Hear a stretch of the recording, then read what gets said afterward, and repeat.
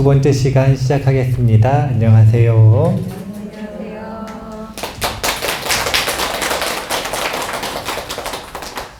오늘은 부타스쿨 서울 캠퍼스에서 첫 번째 강의를 하고 있습니다. 그런데 제가 아직까지 남해절 온 것 같아요. 분위기가 그러니까 공간이 그런 게 아니라 아직 그 공부를 하는 몸이 좀 덜 풀린 것 같아요. 일단 저희가요? 네. 낯선 분들하고 공부하는 느낌이라고요.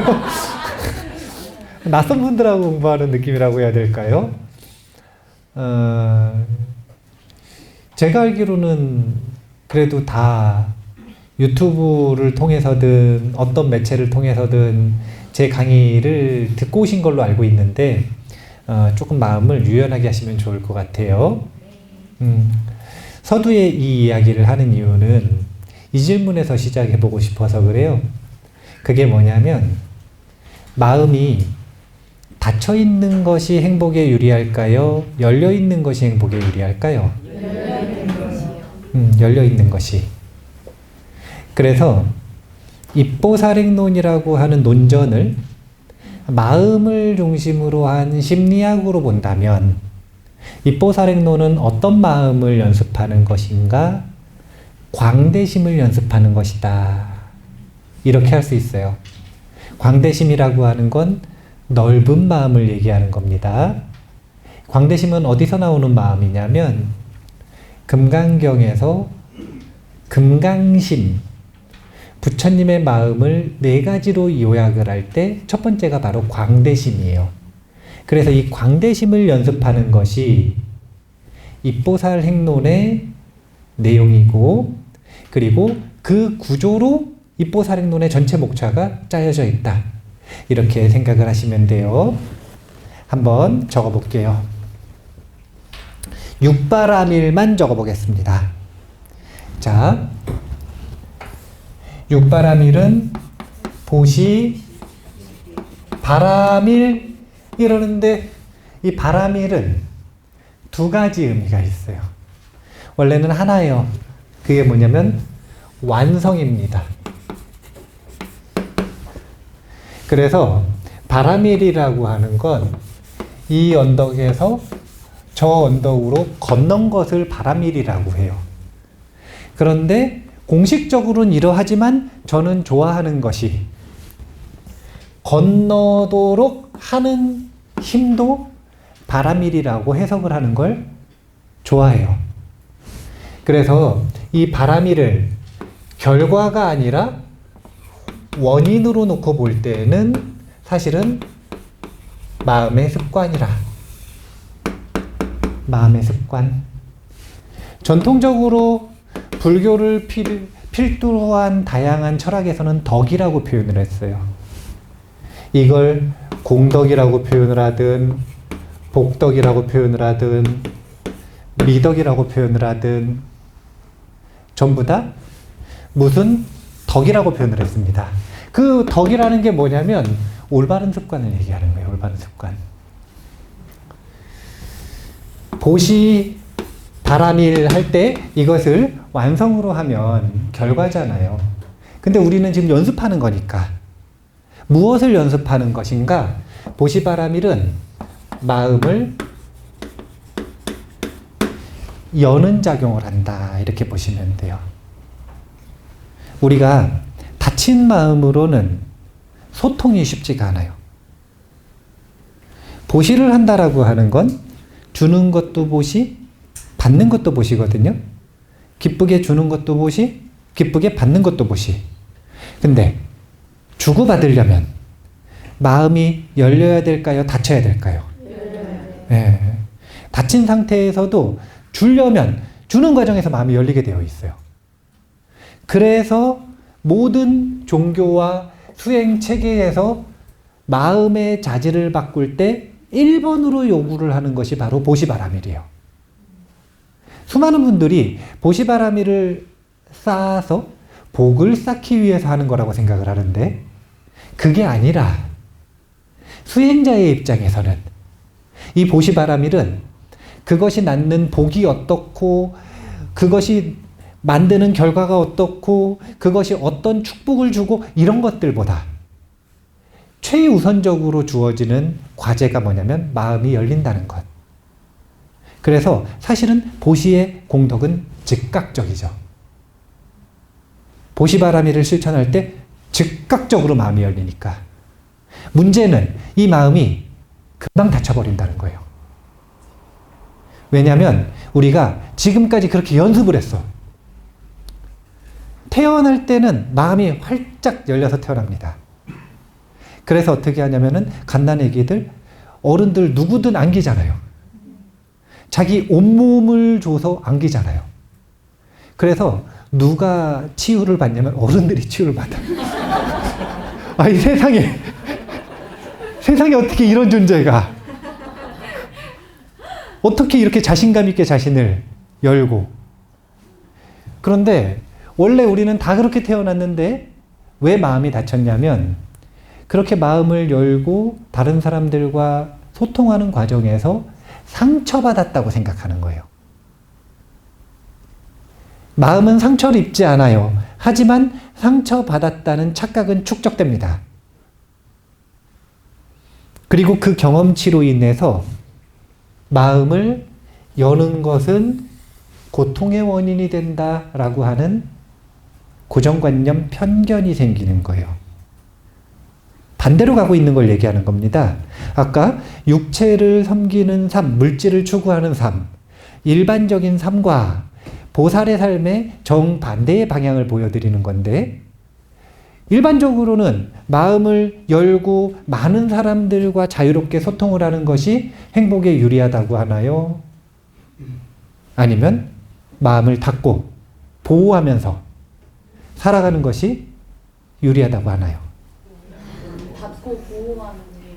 닫고 보호하는 일반적으로는 그렇게 가르치죠. 아니, 일반적이라는 건 많은 분들의 마음이 어떻느냐 이거예요.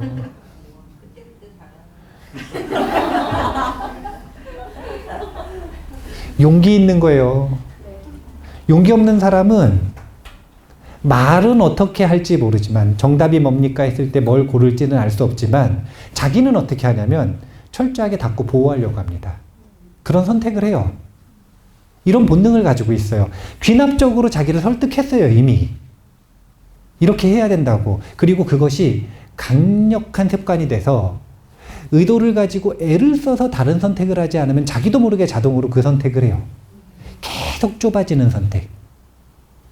근데 이렇게 작아진 인색한 마음에서는 부처님께서 단 하나의 선도 자라나지 못한다. 이렇게 말씀하셨어요. 행복한 마음을 연습을 하려면 일단 열어야 돼요. 자, 근데 무작정 열기만 하라고 부처님께서 말씀하셨느냐? 샨티데바 보살은 그렇게 말씀 안 하셨어요. 불보살님과 여러 스승들은 그렇게 말씀하시지 않습니다. 방법을 주시죠. 마음을 열었을 때 그럼에도 불구하고 마음을 보호할 수 있는 방법. 그게 첫 번째가 바로 지게바라밀이에요. 지게바라밀이라고 하는 것의 개는 무엇을 받는 거냐면 많은 분들이 불살인계, 불투도계, 불사음계, 불망어계, 불음주계, 계목을 받는 게 계율이라고 생각을 하시지만 그게 아니라 이 계목을 통해서 마음의 개체를 형성하는 것을 계를 받았다 이렇게 말하는 거예요. 마음의 개체라는 게 무엇인가? 양심을 얘기하는 겁니다. 도덕적인 양심. 이 도덕적인 양심이 없으면 사람이 아니에요. 짐승이라고 표현을 합니다. 이 도덕적인 양심을 가지고 있는 존재를 사람이라 그러는 거예요. 그래서 사실은 지게바라밀은 마음에서 개체, 양심을 형성함으로써 무엇을 하는 거냐면 마음을 열었는데 막 들어와요 지금. 아무거나 막 들어와요. 거기에 필터를 만들었다. 이렇게 생각을 하면 돼요. 마음을 열었어요. 근데 도박을 하세요. 마음을 열었더니 도박을 하지. 어떻게 마음을 열었으니까 그래 가자 그래가지고 해야 돼요? 아니잖아요. 그러니까 기준과 필터링이 되는 그 무엇인가가 있어야 될 거 아니에요. 그게 바로 지게바람이래요. 그래서 제갑을자는 좀 엉성한 그물을 만들어 놓은 거고, 출가자는 258개를 해서 아주 세밀한 필터를 만들었어요. 이렇게. 그래서 익히는데 시간이 다른 거예요. 제갑을자 5개라고 하는 것을 기억하고 삶에서 실천하는데 완성하는 데는 오래 걸릴 수 있지만, 배우고 그냥 익히는 데는 시간이 오래 걸려요? 아니면 금방 해요? 금방 하죠. 한번 봐보시라니까요. 꼭 살인하셔야겠어요? 이미 그걸 지키는 거고요. 나는 좋은 게 있으면 나도 모르게 손이 간다. 나는 도둑질은 도저히 못 끊겠다. 그런 분들 아니면 투독에도 이미 지키는 거고, 나는 진짜 꼭 임자 있는 여자와 남자만 욕심이 난다. 이게 사음계잖아요. 그 다음 망어계라는 건 나는 입만 열면 거짓말이다. 나도 통제가 안 되는 아주 그 거짓말, 뻥튀기 장수.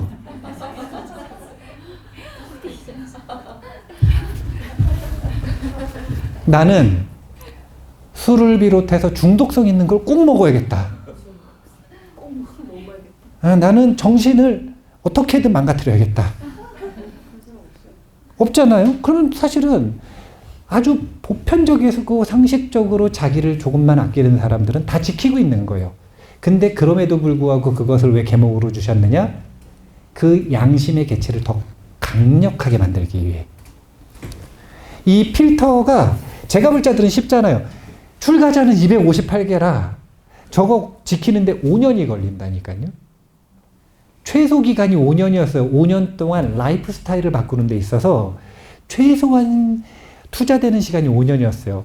그러니까 더 강력하게 마음이 보호가 되는 시스템인 거고, 제갑을자들은 빠르게 하지만 조금 느슨하게. 그래서 마음의 필터를 해서 마음을 최소한으로 보호하는 것이 바로 지게바람일이다. 여러 때 걸르는 거죠. 지게바람일의 존재 이유, 효능 아시겠어요? 네. 예. 그러면 그 다음엔 인욕은 왜 있을까요? 어떻게 있는 거냐면요. 여기다 필터를 했어요. 예, 여기 창문에다 필터를 했다고 생각을 해보세요. 그럼 저 바깥에 있는 오염된 공기가 그래도 들어와요? 아니면 아예 안 들어와요? 그래도 들어오죠? 필터를 했음에도 불구하고 마음에 불청객이 들어왔어. 필터를 했는데 그래도 마음에 불청객이 들어왔어요. 그럼 이건 어떻게 해야 돼요? 들어오지 말라고 해야 돼요? 그거는 바보 같은 생각이라니까요. 남을 조종하려고 들면 안 돼요. 세상을 바꾸려고 하면 안 돼요. 안 돼요, 그렇게는. 세상을 바꿀 수 있는 유일한 방법은 내 마음을 바꾸면 내 마음을 바꾼 만큼 세상을 바꿀 수 있어요. 그만큼. 이걸 증명해 보인 것이 부처님인 거죠. 부처님은 세상을 단 하나도 바꾸지 않으셨어요. 자신의 마음을 완전히 바꿔서 지금까지 세상에 강력한 영향력을 행사하고 계시죠. 스님들도 깨달으신 선사라고 불리는 분들, 아주 유능한 교사로서 활동하셨던 스님들, 스승들도 다 마찬가지예요. 그 누구도 바깥을 바꾸려고 하는 사람은 없습니다. 그분들은 그저 내 내면을 바꿨어요. 그리고 그 내면을 바꾼 그 힘만큼 세상에 영향력을 행사했습니다. 인욕바람일은요, 그럼에도 불구하고 들어온 불청객을 견디는 힘이에요. 견디는 힘. 그래서 스님들은 무소유의 원칙이 있다 그러잖아요. 자, 무소유라고 하는 건 아무것도 없는 거예요? 아니요. 아니라니까. 여기서 말하는 무소유라는 건 물질을 하나도 가지고 있지 않다는 게 아니라 그 물질에 대한 집착이 없다라는 걸 얘기하는 거예요. 스님들은 부처님 당시에는 삼의 일발이라고 하는 허용된 물질이 있었습니다. 옷 3벌, 그리고 바루 하나. 사실은 거기다가 조금 더 추가로 원래 처음엔 삼의 일발이었는데 물 걸러먹는 필터부터 시작해가지고 까는 좌복, 방석 같은 것들, 그리고 또 비구니 스님들 같은 경우에는 우비 같은 것들, 이런 것들을 조금씩 허용해 주신 게 있어요.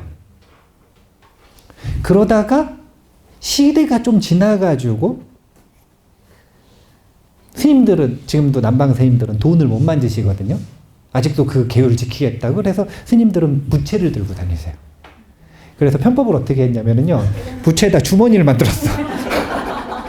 그래가지고 현금을 못 만지니까 시봉하는 거사님이 와가지고 여기다 돈을 껴놔. 그러면은 뭘 구입하고 싶으시면은 산 다음에 부채를 이렇게 주면은 상대방이 돈 거슬러가지고 여기다 다시 넣어요. 문화에 따라서 이렇게 소유물이 조금 허가되는 게 달라지잖아요. 근데 그 속에서 어떤 원칙이냐면, 그 소유하고 있는 물건이 내 것이 아니라 세상의 것을 잠깐 빌렸다, 필요한 곳에 준다라고 하는 집착 없음의 마음을 무소유라고 하는 거예요. 자, 이 이야기를 왜 하는가? 우리가 이런 무소유를 필두로 해서 자발적인 빈곤에 자기 자신을 일시적으로 무슨 뭐 철야 정진을 한다든지, 아니면 극기 훈련을 한다든지, 아니면은 아주 힘든 여행을 떠난다든지, 이런 식의 훈련들을 가끔씩 하잖아요, 자신을. 스님들 같은 경우에는 반영구적으로 자발적인 빈곤을 선택해서 살아가는 경우들도 있어요. 지난번에 다큐멘터리 봤더니 어떤 스님이 2평짜리 암자에서 사시는데, 산꼭대기에서 왜 여기서 사세요? 그랬더니 불편하게 살아보고 싶으셨대요. 그래서 들어가셔가지고 20년대 거기서 사신대요. 선방을 다니시다가 문득 본인이 불편하게 살아보고 싶다, 이런 마음이 드셨대요. 그래서 자발적 빈곤을 선택하셔서 물도 안 나오고 뭐 전기도 안 들어오고 하는 그 2평짜리 암자에서 사시는 거예요. 이렇게 선택을 하시기도 해요. 근데 그런 것들이라고 하는 것은 이 인욕바람일 수행, 견디는 힘을 훈련시키는 수행이다. 견디는 힘이 커지잖아요? 세상에 문제는 없어집니다. 견디는 힘이 약한 사람은 뭐든 문제라. 문제라고 하는 건 객관적인 실체가 있을까요? 내가 정하는 걸까요? 내가 정하는 거예요. 마음의 컨디션이 좋잖아요? 아무런 문제가 안 돼요. 하지만 마음이 인색해지면, 마음이 좁아지면 뭐든 문제가 됩니다. 견디는 힘을 키우는 것이 바로 인욕바람일이에요. 인욕은 불청객을 견딘다. 정진이 있죠. 정진은 이 불청객을 견디면서 이 마음의 불편한 것들을 소화시키는 과정인데, 소화시키는 거예요. 소화. 견디는 거는 눌러놓은 거고, 그것을 근본적으로 해결을 하려면 일단 좀 소화시키는 과정이 필요해요. 그래서 올바른 자신의 마음을 두는 대상에 마음을 두고 열심히 노력을 하다 보면 주의력이 불편한 그 대상에 있는 것이 아니라 본인이 하고 싶은 일에 있으니까, 열심히 노력하는, 정진하는 그 대상에 있으니까 그 번뇌와 마음이 소화되는 거예요. 선정이란 마음을 열었죠. 필터도 만들었죠. 견디죠. 소화시키고 있죠. 그러면 준비가 된 거예요. 뭐가 준비가 됐냐면 고요하게 만들. 사람들이 궁금해합니다. 뭘 궁금해하냐면 정말로 이 부처님께서 경전에서 말씀하시는 대로 깊은 집중의 상태, 그런 집중의 상태에 들어가는 사람이 있다고 생각하세요? 없다고 생각하세요? 정말로 삼매에 들어가시는 분들이 있어요. 그리고 그분들 뭐라고 얘기하시냐면 한결같이 얘기하십니다. 집중 너무 쉽대요. 집중 너무 쉽대요. 그냥 앉아서 눈 감으면 집중되는 거 아니냐.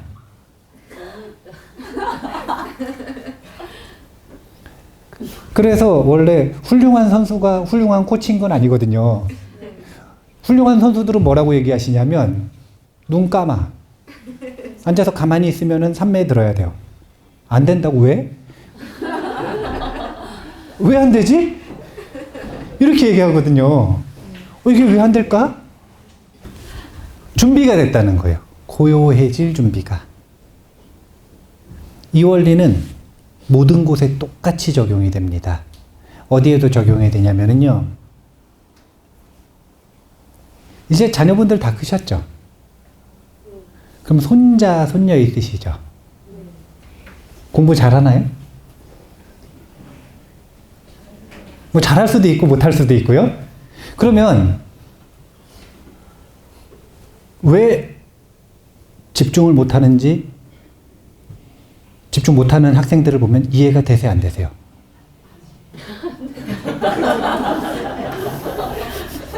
아니 왜 도대체 앉으면 원래 그냥 바로 집중이 되는 거 아닌가요?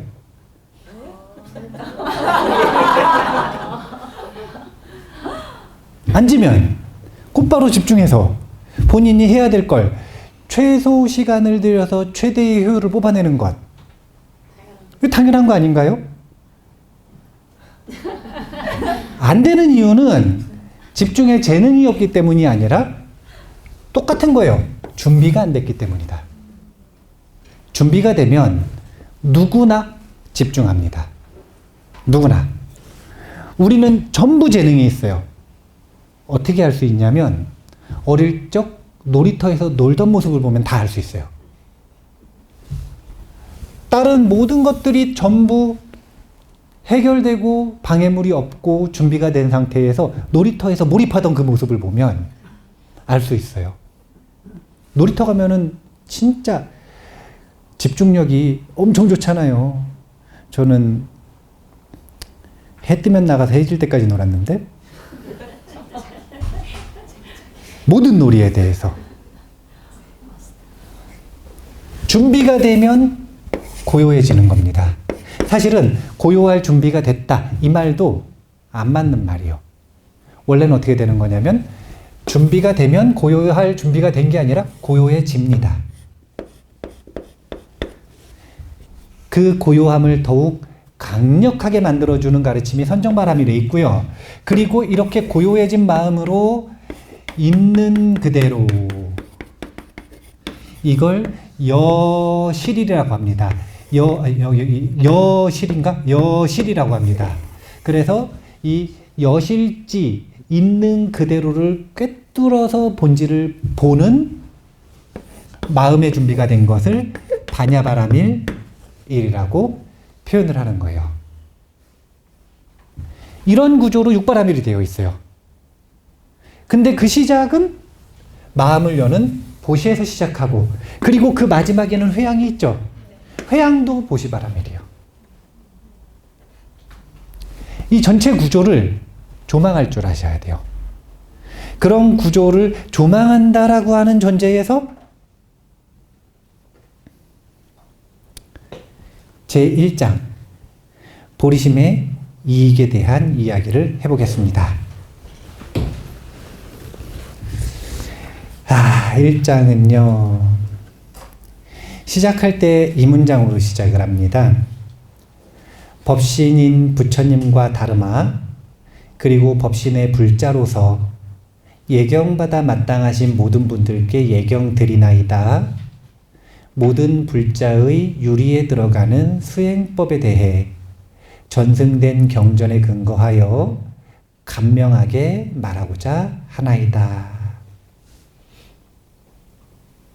우리는 살잖아요. 근데 그 사는 경험을 그냥 사나요? 아니면 그 사는 경험이 곧 나의 수행이 되도록 사나요?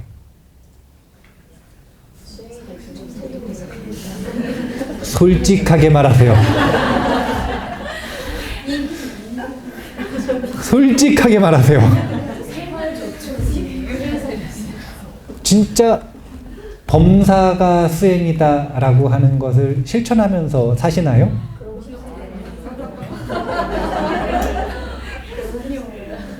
원래 알면 알수록 어려운 게 불교라. 처음 공부할 때는 범사가 수행이라고 하면 그 말이 그렇게 멋있을 수가 없어요. 그래서 범사가 수행이라고 당당하게 말하고 다닌단 말이에요. 근데 알면 알수록 나는 범사가 수행을 하는 게 아니구나라는 걸 점점 자각하게 되죠. 자각하면 다행이고요. 못하면 그냥 계속 그러고 사는 거예요. 본인은 따로 시간 내서 수행 안 해도 내 온 삶을 바쳐서 수행하고 있다고 착각하면서. 범사를 수행으로 만드는 방법이 있어요. 우리가 불교라고 하는 것이 종교성도 가지고 있거든요. 우리 지금 이 공간은 붓다스쿨 공부하는 곳이잖아요. 또 수행하는 곳이에요. 종교성을 좀 배제하기 위해 부처님도 안 모셨어요. 제 일부러 이번에는 부처님도 안 모셨어요. 그런데 불교에는 종교성이 있어요. 그리고 그 종교성을 대표하는 형식은 의식입니다. 의식. 그런데 그 의식들이 단순한 형식인가? 그렇지 않아요. 가이드입니다. 가이드. 어떤 가이드냐면 마음을 이런 순서로 내야 한다라고 하는 것을 형식화 시켜 놓은 것이 바로 의식이에요. 그리고 의식문입니다. 자, 이 이야기를 왜 해드리냐면 범사를 수행으로 만드는 의식이 있어요. 이걸 습관화하시면 그러면 범사를 수행으로 만드는 시작을 할 수 있어요. 아주 쉬워요. 설거지를 한다고 생각해 볼게요. 설거지를 합니다. 그러면 설거지를 할 때 어떤 생각으로 하세요? 네, 집중하고 있으면 덜 닦였네, 잘 닦일 때까지 이렇게도 하고, 좀 얼빠져 있으면 그냥 하기도 하고, 또 하기 싫을 때 하면 불평하면서 하기도 하고, 온갖 다양한 생각들을 하면서 하죠.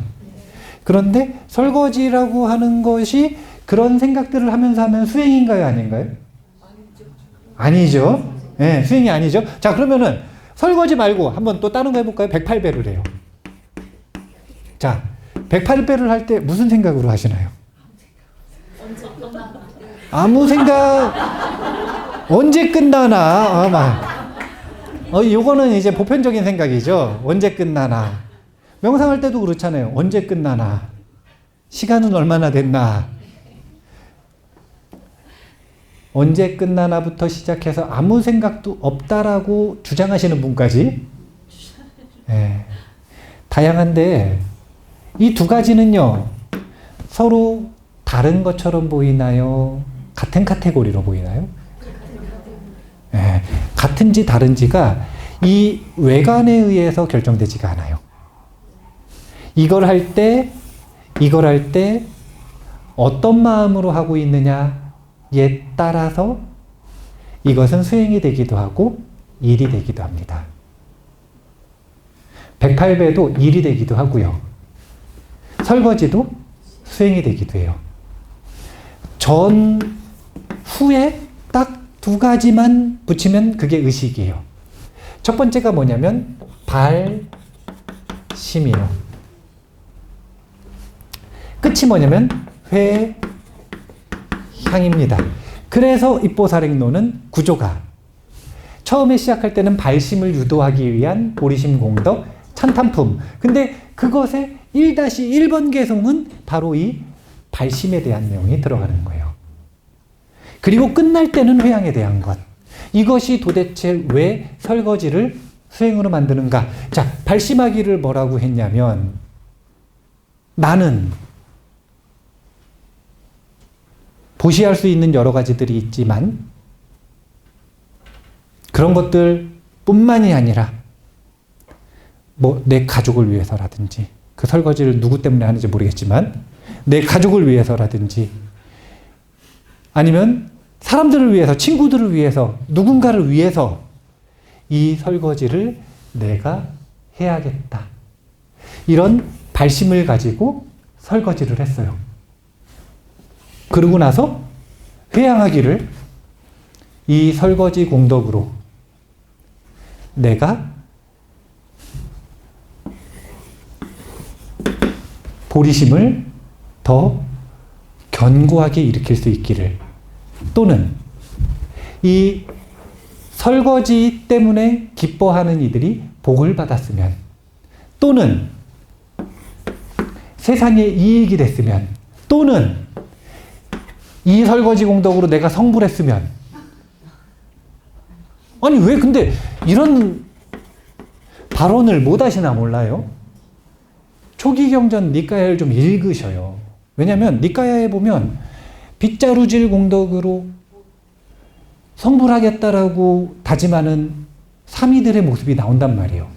그리고 그 공덕으로 실제로 밀린다 왕과 나가세나 존자가 돼가지고 서로 아주 뛰어난 논사와 영광을 누리는 왕이 되고 아라한이 되어서 서로 아주 위대한 저작인 밀린다 왕문경을,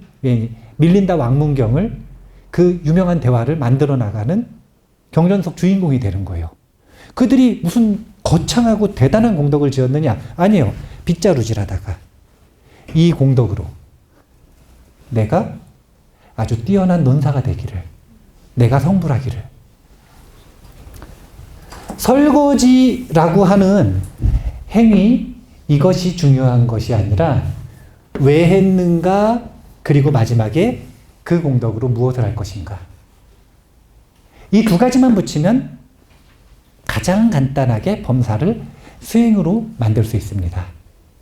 그러면 중간에는 뭘 하느냐? 이때를 뭐라고 하는 거냐면 관찰문이라고 표현을 하는 건데,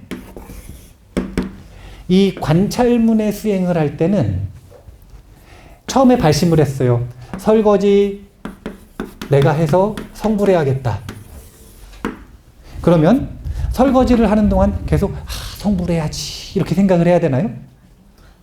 나는 지금 성불의 길을 가고 있다 이렇게 생각을 해야 돼요? 아니라, 그게 아니라 설거지를 할 때는 어떻게 하는 거냐면 때가 잘 닦이나. 나중에 제가 설거지하는 방법을 한번 알려드려야 돼요. 제가 아주 혹독하게 스파르타 이 교육을 받았거든요. 해임사에서. 해임사에서는 이 수세미를 이렇게 긴 걸 쓰지 않습니다. 이렇게 말아가지고요. 길게 요렇게 두꺼운 요 원 기둥같이 수세미를 딱 만들어가지고 설거지를 하거든요. 뭘로 하냐면은 물살로 설거지를 합니다. 예, 이렇게 해가지고 물살로 설거지를 하는 방법이 있거든요. 그러면 아주 빠르게 깨끗하게 설거지를 할 수가 있어요. 진짜 저희 해인사에서 사람들 많이 오는 날 보면은 한 1000명 정도 밥을 먹거든요. 근데 식판이 한 300개밖에 없어요. 그럼 순환시켜가지고 돌려야 되잖아요. 그러면 행자들이 한 3시간 동안 다라이가 요만한 다라이를 이렇게 있으면은 하나, 둘, 3개를 놔요. 그러면 여기에 한 10명이 붙어가지고 여기는 비눗물이 있고 헹구는 거거든요. 그러면은 여기서 아주 빠르게 깨끗하게 순식간에 닦아가지고 마지막에 마른 수건으로 닦아가지고 바로 내야 돼요. 그러면 그 과정을 소화시키기 위해서는 설거지 관찰문 수행을 할 때 이 발심으로 성불해야지. 이런 생각 못해요. 물론 잡생각도 못해요. 오직 뭐밖에 못하냐면 설거지하는 것에만 몰입하도록 되어 있어요. 이게 수행을 잘하는 거라. 기도할 때도 이렇게 하는 거예요. 내 아들이 잘 됐으면, 사업이 성공했으면, 건강했으면, 병이 나았으면, 온갖 발언이 있겠으나 그거는 발심할 때 하고 끝내는 거라. 기도를 뭘 하기로 했냐면 관세음보살 보문품을 읽기로 했어요. 그러면 이걸 읽을 때는 건강했으면 이에 생각하시면 안 돼. 이때는 뭐 하는 거냐면 그 경전에 몰입하는 겁니다. 그게 기도를 잘하는 거예요. 이런 형식을 배우셔야 돼. 자, 서두에 이 이야기를 왜 했냐면 샨티데바 보살이 이 5년문의 의식을 그대로 따르고 있기 때문에 5년문을 알려드리려고 지금 이 내용을 알려드린 거예요. 먼저 예배하고 찬탄합니다. 법신님, 부처님과 다르마, 그리고 법신의 불자로서 예경받아 마땅하신 모든 분들께 예경드리나이다. 그리고 나서 발언, 작언을 하죠. 모든 불자의 유리에 들어가는 수행법에 대해 전승된 경전에 근거하여 간명하게 말하고자 하나이다. 항상 불자들은, 이제 불자도 유형이 조금 성격 유형이 나뉘죠. MBTI처럼 불자 유형도 좀 나눠보면 재밌을 것 같아요. 종교성이 강한지 약한지, 철학성이 강한지 약한지, 수행자의 성향이 강한지 약한지, 그리고 봉사자로서의 성향이 강한지 약한지에 따라 16가지 불교 MBTI를 한번 나눠봐야겠는데? 근데 종교성이 약한 분들은 이 의식을 너무 간과하는 경향이 있어요. 그래서 제가 알려드리는 거예요. 이거는 종교를 위한 것이 아니라 가이드다. 마음을 이대로 이 순서대로 일으키시면 된다라고 하는 가이드라고 생각하시면 돼요. 네. 자, 그래서 우리가 이 5년문의 시작을 바탕으로 해서 이 1-1번 개송을 보고 나서 전체 조망을 한번 해보겠습니다. 자, 제1장 보리심의 이익은 1번 지금 이야기했던 예경하고 찬탄하는 내용, 작언하는 내용이 들어가 있는 번역 예경과 논을 짓는 인연에 대해서 제일 먼저 얘기하시고요. 이게 서문에 해당된다고 보시면 돼요. 그 다음에 2번이 아주 중요해요. 그게 뭐냐면 보리심이 의지하는 바를 밝히고 있습니다. 자, 보리심이라고 하는 마음을 배우는 여정을 시작할 때 필수적으로 준비해야 되는 준비물이 무엇인지를 여기서 말하는 거예요. 의지하는 바 자체가 없으면 그러면 보리심 공부를 제대로 할 수가 없는 거예요. 그 다음에 세 번째가 보리심 공덕 찬탄품의 본문에 해당이 되는 보리심의 이익에 대한 내용입니다. 이익을 사유하고 네 번째가 그 이익이 왜 일어나는지 증거를 대시고 다섯 번째가 발심한 공덕을 갖추다 이렇게 표현하는데 이게 무슨 뜻이냐면 원보리심을 일으키길 권하는 거죠. 그리고 마지막으로 원보리심을 일으킨 보살을 공경히 찬탄하는 내용까지 1장에서 다루게 됩니다. 오늘 보리심의 이익을 사유하는 부분은 못해요. 시간이 없어서. 뭐 할 거냐면 보리심이 의지하는 바를 살피는 걸 해보겠습니다. 1-4번 개송인데요. 너무나 얻기 어려운 가만의 몸을 얻었으니 고귀한 인생을 의미 있게 할 수 있는데도 지금 이것을 이용하여 인간의 몸 받은 이익을 이루지 못한다면 어떻게 다시 이런 기회를 얻을 수 있으리까?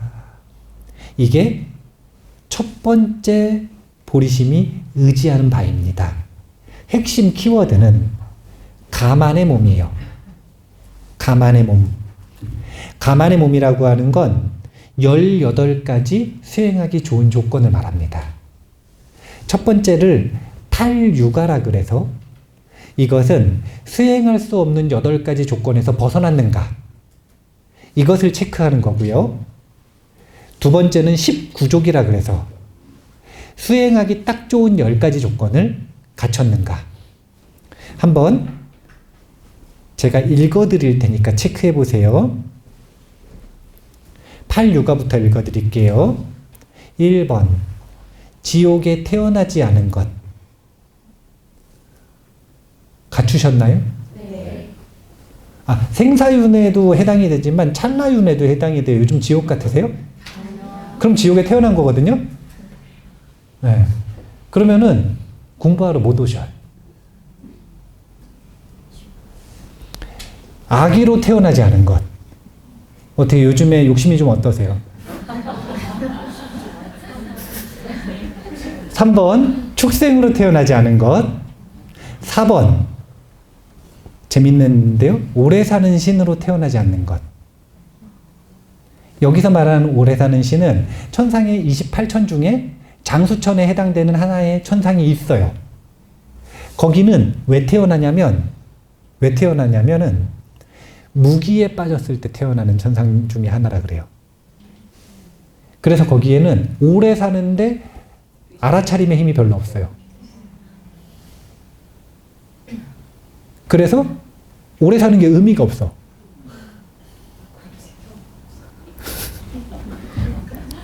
또 5번째, 부처님 가르침을 모르는 땅에 태어나지 않는 것. 한국 땅에는 그래도 불교가 있죠. 6번째, 부처님 존재를 모르는 시대에 태어나지 않는 것. 그래도 석가모니 부처님이라고 하는 명호가 있죠. 7번째, 감각기관을 움직이는데 장애가 없는 것. 신체적인 장애를 가지고 태어나지 않은 것. 8번째, 그릇된 견해를 품지 않는 것. 자, 이 8가지 중에 본인은 갖추지 못한 것이 있다 하는 것이 있으신가요? 그러면 수행할 수 없는 장애는 벗어나신 겁니다. 좋습니다. 자, 그 다음에 수행하기 딱 좋은 조건 10가지 한번 보겠습니다. 1번, 인간으로 태어나는 것. 인간이신가요? 선악 반반은 돼야 되는데, 선악 반반은 돼야 되는데. 2번, 불법이 존재하는 땅에 태어나는 것. 3번, 가르침을 이해하는 능력이 있는 것.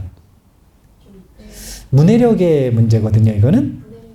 그래도 지금 말하는 말 알아들으시죠? 4번, 오역죄를 범하지 않은 것. 오역죄를 범하지 않은 것. 5번, 신심을 갖추어서 태어난 것.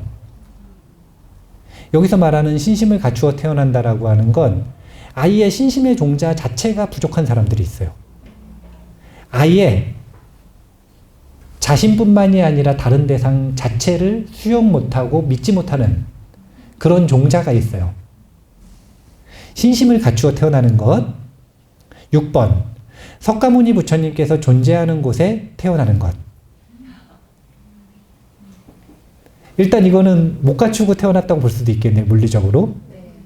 네. 그 다음에 7번, 정법이 설해지고 있는 곳에 태어나는 것. 정법을 꼭 부처님 직설이라고 한다면 못 갖췄을 수도 있고 그 직설에 어긋나지 않는 가르침이 설해지고 있는 곳에 태어났다라고 확장한다면 갖춘 것일 수도 있고요.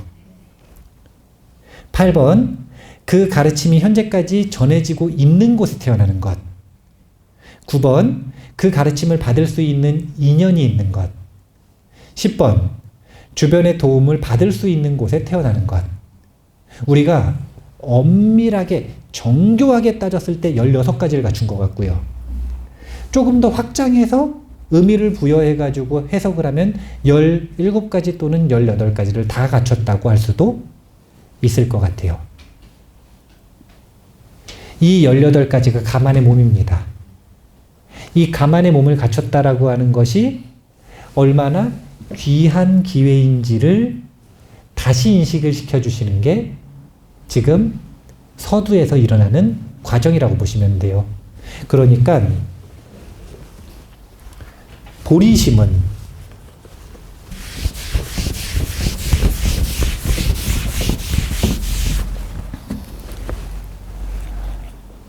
뭐와 같은 건가? 여기를 지우는 것 같은 거예요. 여기를 지우려면 이것을 지우기 위해 의지해야 될 게 있잖아요. 첫 번째는 뭘 의지해야 되나요? 그쵸? 지우개를 의지해야 되죠. 신외지물에서는 지우개. 두 번째, 신체에서는 뭘 갖춰야 돼요? 아니요, 키가 커야 돼요.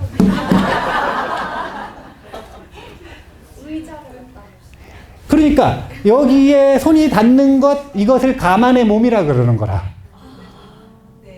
가만의 몸이라 그러는 거예요. 그 다음에 지우개라고 하는 이것을 지울 수 있는 힘을 가지고 있는 것에 도움을 받는 것을 두 번째인 이제 내연과 외연으로 구분을 해서 지금 보리심을 이야기를 하고 있는 거예요. 보리심이 두 가지의 의지를 하는데요. 첫 번째는 내연이고 두 번째는 외연입니다. 내연이라고 하는 건 다른 게 아니라 가만의 몸이라. 가만의 몸 18가지 조건. 이걸 모두 갖춰야만 보리심을 일으킬 수 있다는 건 아니고요. 보리심을 일으키고 지속적으로 공부해 나가기 위해 좋은 조건들이 이 18가지다. 한마디로 요약했을 때 인간 몸을 받는 것이 중요하다. 이렇게 이야기를 하시는 거고요. 외연을 표현을 하는 것이 바로 이 구절입니다.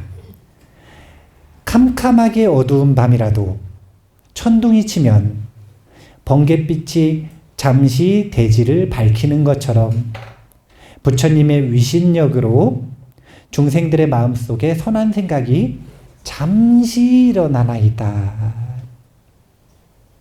밤에 깜깜해요. 칠흑같이 어두운 밤.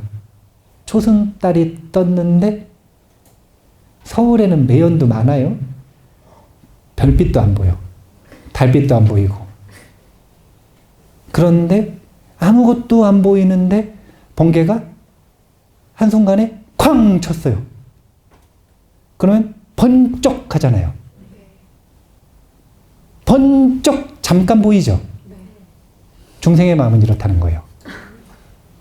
평소에 시꺼먼 무명 속에 빠져 있는 겁니다.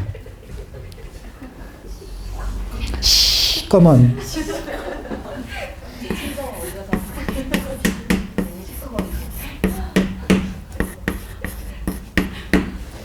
평가요, 평가. 소극적으로 평가하는 심리학자는 범부들은 일상 중에 95%를 무의식적으로 생활한다 이렇게 평가해요. 소극적이요. 아주 인간에 대해서 가치평가를 높게 해주고 있습니다. 조금 더 적극적인 심리학자는 99%의 시간을 무의식적으로 살아간다고 이야기를 합니다. 무의식적으로 이게 무슨 뜻이냐면 의식화 안 됐다는 거죠. 이거는 시꺼멓다는 얘기예요. 자, 지금 저보고 계신가요? 네. 저보고 계셨어요? 네. 여기 눈에 보이셨어요? 안 보이셨어요? 안 보였어요. 네, 보대 안 보고 계시잖아요. 우린 이렇게 살아가는 거예요. 자기가 사로잡혀 있는 것 외에 나머지는 아무것도 못 보고.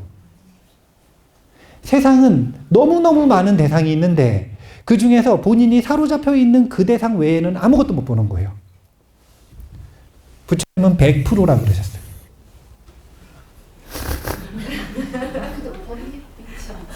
그래서 번갯빛이 반짝하는 그때만 잠깐 세상이 보이는 거예요. 그래서 이런 걸 뭐라 그러는 거냐면 중생은 내면에 깨달을 수 있는 잠재력이 있을까요, 없을까요? 있어요. 네. 이건 가치관에 따라 다르게 대답하실 수 있어요.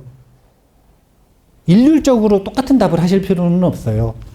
그런데 불교 불성론의 관점에서는 중생이 성불할 수 있는 이유는 새로운 걸 배우는 게 아니라 있는 성불을 회복하는 것이기 때문에 그래요. 그런데 성불은 태양과 같은 것이요. 그러면은 왜 우리는 밑에가 깜깜한가? 먹구름이 이렇게 꼈어요.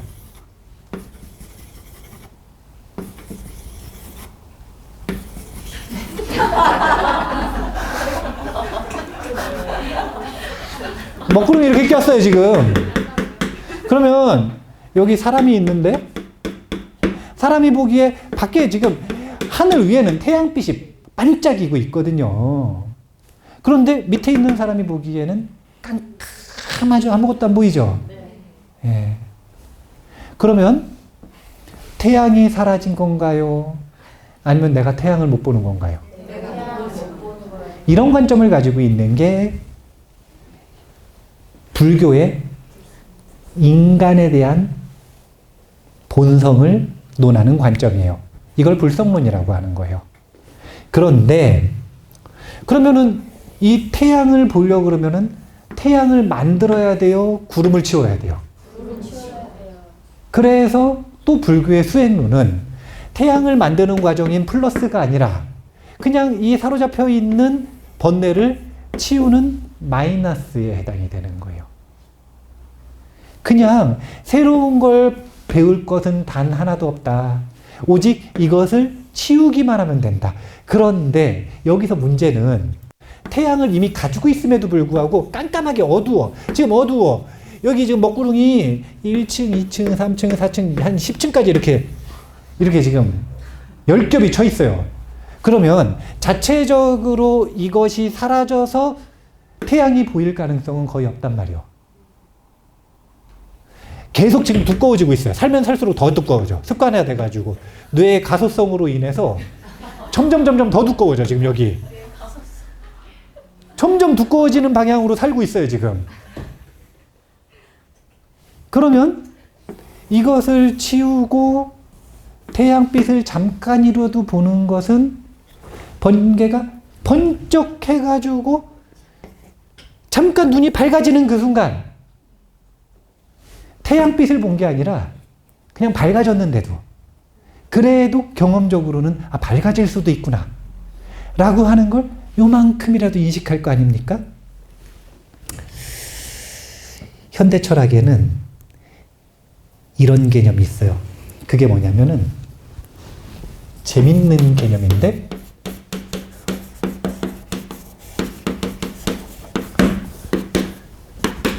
오류가능주의라고 하는 이 관점이 있어요. 원래 이 오류가능주의는 어디서부터 시작된 관점이냐면 회의론에서 시작된 관점이에요. 그리고 불가지론에서 시작된 관점이에요. 회의론이라고 하는 건 모든 것을 의심하는 거고요. 불가지론이라고 하는 건 우리가 진정으로 알 수 있는 것은 없다라는 가르침이에요. 그런데 태도는 좋아 보이지만 이 철학자들이 보통 이걸 어떻게 써먹었냐면 아무것도 결론 내리지 않는 소극적인 태도. 그래서 불가지론과 회의론의 대표 주자가 육사외도 중에 이 사리불존자하고 목건연존자 스승 산자여였나? 근데 그 당시에 뭐라고 평가를 했냐면은 미꾸라지 같은 놈이라 그랬거든요. 무슨 질문을 해도 미꾸라지처럼 알 수 있는 것은 없다라고 하는 대답으로 다 빠져나가는 거예요. 그러니까 사실은 힘이 없는 철학이죠. 근데 이것이 현대 철학으로 넘어오면서 오류 가능주의라고 하는 입장, 관점, 태도를 형성했습니다. 근데 이것은 긍정적으로 활용할 때는 어떻게 활용이 되는 거냐면 내가 자력으로 진실을 찾을 수 있는 가능성은 거의 없다라고 하는 관점을 만드는 거예요.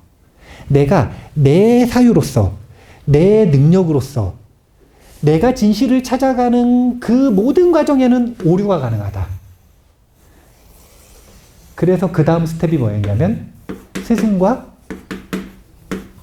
멘토를 엄청나게 중요시 여기는 태도. 오직 타력에 의지해서 이 먹구름이 잠깐이라도 치워지는 트리거 역할을 할 때, 그때 태양빛을 한 번이라도 경험하고 한 번이라도 경험해야 길이 열린다는 거예요. 여기서 내연은 가만의 몸이었고요. 외연 같은 경우에는 다른 것이 아니라 불보살과 스승의 역할인 거예요. 샨티데바 보살이 1-1번부터 4번, 5번까지의 개송에서 분명하게 선언을 하시는 겁니다. 뭐라고 선언을 하셨냐면 우리가 내면의 불성을 가지고 있지만 이것을 회복하는 과정에서 귀의 대상과 스승은 반드시 필요하다는 거예요? 필요하지 않다는 거예요? 필요하다는 거예요. 첫 번째. 두 번째. 그런데 그 스승이 반드시 사람이어야 돼요? 아니면 가르침일 수도 있어요? 네, 가르침일 수도 있죠. 나와 선연이 맞는 이들에게 이 논전을 제공하겠다 이 뜻이에요. 나와 선연이 맞는 이들에게는 이 입보살행론이라고 하는 논전이 바로 그 스승이 될 것이다. 왜냐하면 입보살행론에는 보리심을 처음 일으키는 순간부터 완성하는 순간까지의 모든 가이드가 상세하게 적혀 있거든요. 달라이라마 존자는 보리심에 관한 모든 3장의 전적 중에 이 입보살행론이 가장 상세하고 광대하게 보리심을 논하고 있다라고 평가하셨어요. 티베트 스님들은 전부 다 이 입보살행론을 외우려고 시도를 합니다. 물론 다 외우지 못하시죠. 하지만 권장사항 중에 하나죠. 우리나라 스님들은 다 금강경 외워보려고 하잖아요. 왜냐하면 소위경전이니까. 저기 남방불교 스님들은 전부 법구경 외우려고 하십니다. 소위경전이니까. 마찬가지로 티베트 불교는 저 입보살행론. 이 입보살행론이 길잡이가 되어줄 것이다. 지금 이렇게 말하는 것이 서두의 아주 중요한 내용입니다. 그런데 그 중에서 이게 원래 중요한 내용인데 제가 꼽는 중요한 내용은 뭐냐면 다른 게 아니라 우리가 가지고 있는 이 인간 몸이라고 하는 조건이 있잖아요. 이게 보리심의 의지처라는 걸 잊지 마시라는 것. 그래서 숙제가 또 있거든요.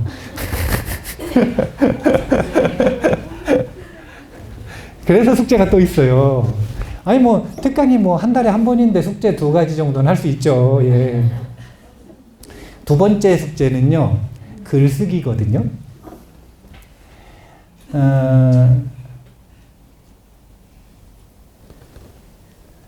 우리의 마음이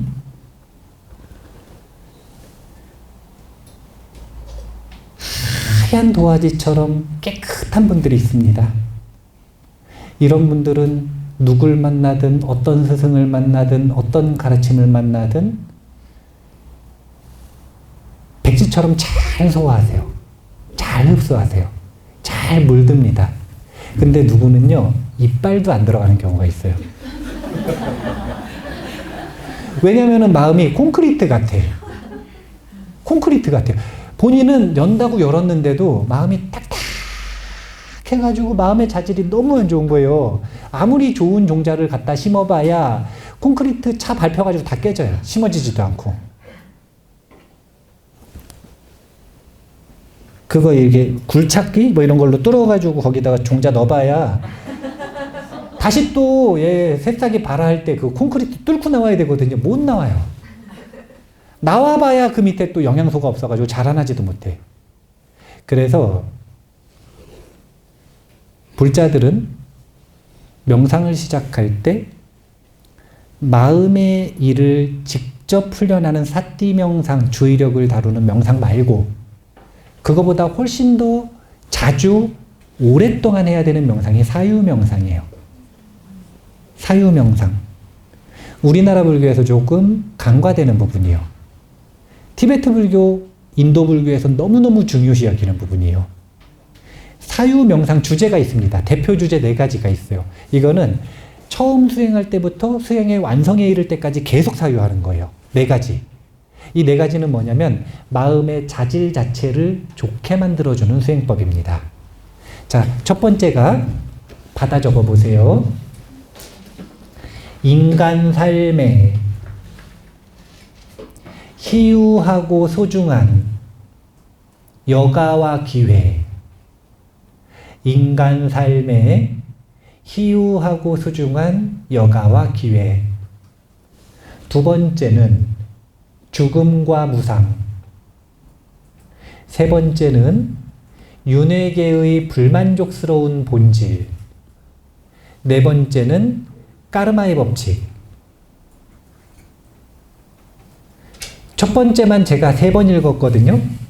왜 3번 읽었을까요? 비유해서요. 아니요, 이번 주 저희 숙제를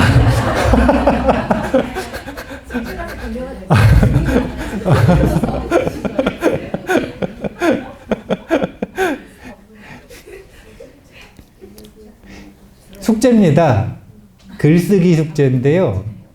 인간 삶이 희유하고, 이거는 인간 몸 받기가 얼마나 어려운지, 소중한, 이것은 지금 내가 가지고 있는 인간 몸으로 어떤 잠재력을 꽃피울 수 있는지, 여가, 우리가 육체적으로, 정신적으로, 경제적으로 누리고 있는 여유가 얼마나 귀한 것인지, 그래서 그것을 기회로서 활용하고 있는지 못하고 있는지. 한마디로 말하면 육체를 섬기면서 모든 시간을 다 낭비하고 있는지, 그거 플러스 알파로 시간이 주어지면 지루하다고 시간 죽이느냐고 시간 다 버리고 있는지, 쓸데없는 거 하느냐고 쫓아다니느냐고 시간을 다 낭비하고 있는지, 그런 걸 점검해 본다는 뜻이에요. 내가 이 시간으로 뭘 할 수 있었는데, 내가 쓸데없이 시간을 낭비하면서 과연 버린 기회비용이라는 게 얼마나 많은지. 그래서 4가지 주제에 대해서는 사유를 해오시라 그러면 너무 추상적이기 때문에 사유를 하는 눈에 증명될 수 있는 방법 중에 하나인 글쓰기. 네, 글쓰기. 한 줄을 쓰시든 10줄을 쓰시든 10장을 쓰시든 책을 한 권 써오시든, 네. 그건 본인의 능력껏 하시지만 그 글쓰기를 통해 사유를 꼭 해보셨으면 좋겠다. 과연 내가 이 귀한 삶을 받아서 나에게, 친구들에게, 세상에, 그리고 죽으면 만나게 될 죽음 그 자체, 이걸 염라왕이라 그러거든요. 염라대왕에게 전 잘 살았습니다 라고 당당하게 말할 수 있는지 끊임없이 점검해보는 사유주제다. 그리고 이게 여기서 보리심에 의지하는 바 두 가지 중에 한 가지로 인간 몸이 꼽힌 이유입니다. 인간 몸이 있기 때문에 보리심을 이룰 수 있고, 인간 몸을 가지고 있는 이유는 보리심을 배우고 훈련하기 위한 것이다 라고 하는 이것을 잘 기억하셨으면 좋겠습니다. 자, 시간이 다 됐어요. 오늘 입보사랭론 제1장 서두의 앞부분 10%를 했거든요. 다음 시간에 이제 본격적으로 보리심의 이익이 얼마나 위대한지에 대해서 한번 개성을 중심으로 해서 공부를 해보면 좋겠습니다. 다음 시간까지 목차 써오시고 글쓰기 하나 해오시고 이렇게 하시면 됩니다. 숙제 못했다고 못 오거나 그러진 않으셔도 돼요. 하지만 이제 숙제 못하신 분들은 본인이 그 12강 특강을 전체 듣는다 이렇게 생각하지 마시고 나는 청강생이다 이런 생각으로 그런 식으로 오시면 되니까요. 이 등록을 해가지고 나는 특강을 끝까지 듣겠다 하시는 분은 무조건 과제를 해오셔야 돼요. 해오라는 건가요? 말라는 건가요? 네. 그러면 다음 시간에 이 보리심의 공덕 한번 공부 같이 해보겠습니다. 오늘 첫 번째 특강 마치겠습니다. 감사합니다.